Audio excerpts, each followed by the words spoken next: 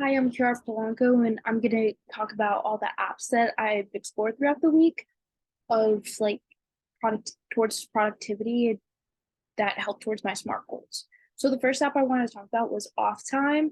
So Off Time is an application that helps manage your screen time and has different features like sleep well, break time, and quotes. Sleep well helps set aside apps that you can't open after a certain time. Break time gives a little bit of leeway to sleep well. I set it up for 30 minutes, but yeah, and then there's quotes where you can put labels for when it's turning off certain apps. And it has different features like pickups, average usage while walking, stationary life, detox, and continuous use, which helps track like how you use your device and how often you're using your device, which I kind of find helpful because it makes me face reality of like what am I looking at? So, and like helps me face reality of like, oh, I shouldn't be doing this. I could be doing so many better things instead of being on Instagram, YouTube, and Netflix, which is like apps that don't really help me be productive since it kind of distracts me and pushes my procrastination. So I set up those three apps as the main apps I want to block after a certain amount of time and also towards like my usage. Like putting it towards like limiting the individual apps usage of like how often I can be in them so I can focus on different apps and different activities I want to do throughout the day. Another app would be Todoist, which is a to-do list manager basically. And it's an upgraded version of Google Task, like a physical to-do list, which is what I currently do. And I found it really helpful because it helps prioritize tasks and doesn't make me set them as events if I want to do certain things with them, like add files, make them routine, or add people to the actual task itself. And since I can make it a routine, I don't have to constantly remind myself to do it. It just shows up the next day, anyways, as well as the subtasks that I set for it, which I found to be like really helpful towards what I want to do, since that's how I remind myself to complete actions and to help me manage my procrastination, which I really got to like. As you can see, it also has like a home and routines, but it also just has like a today function. And you can also set different categories of to-do lists as well. So you can have a home one, a work one, a school one, which is really helpful to manage, and also set labels to them and reminders.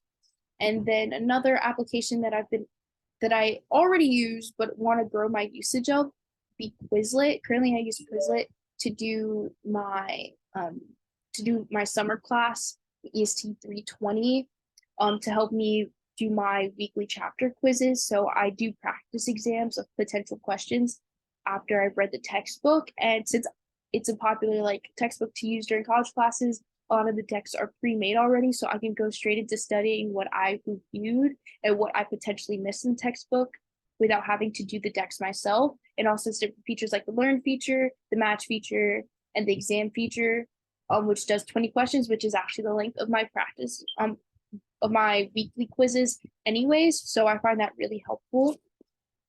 But I eventually want to grow my usage to do other topics beyond like college courses, which would be like me studying more Spanish as well as um me studying like towards Facebook my is an example of a blank because it provides a CAPM, which platform is that my enables the certification in creation project of management. social Also networks. helpful Social for like media speaking provider. out, which can help with like auditory learners, which I can be, but not all the time. I'm more of a visual one. And then the last, well, not the last, but the other application I want to talk about was LinkedIn. It's mainly used as a job board, but I found it to be helpful this week for keeping up with my friends and my mentor on a professional level, since I struggle to maintain a network.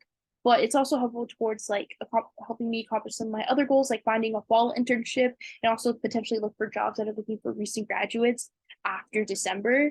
So I've been using that, and the filters are okay. I prefer Google Jobs, but it does help me find like more things, and also makes it easier to reach out to like recruiters who are related to the company itself. The last app I wanted to talk about was Feedly. So Feedly is a news board and news like management app which you could use to explore different categories and different news medias to like read different articles, and it organizes it first by popularity and trending, and then it organizes it by date.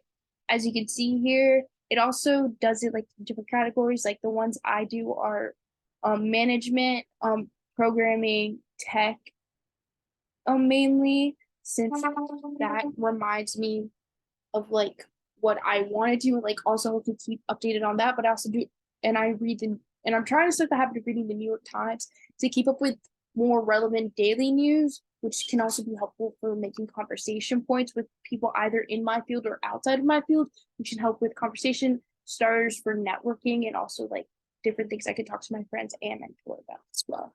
So through this, like I found these applications to be like really helpful in like in least trying to improve my productivity. I haven't really explored them beyond like this week, but hopefully by December I can reach new goals through these productivity apps by minimizing my time on other apps that aren't really productive and also like growing my time on these instead. Thank you.